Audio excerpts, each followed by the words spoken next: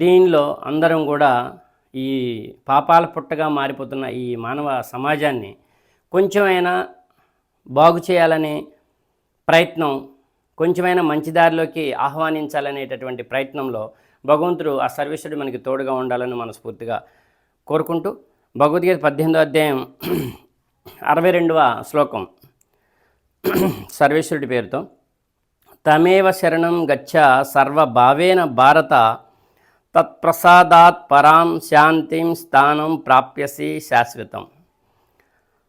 ఓ భారత, ఓ అర్జున, అన్ని విధములుగా ఆ పరమేశ్వరునే శరణుజొచ్చుము.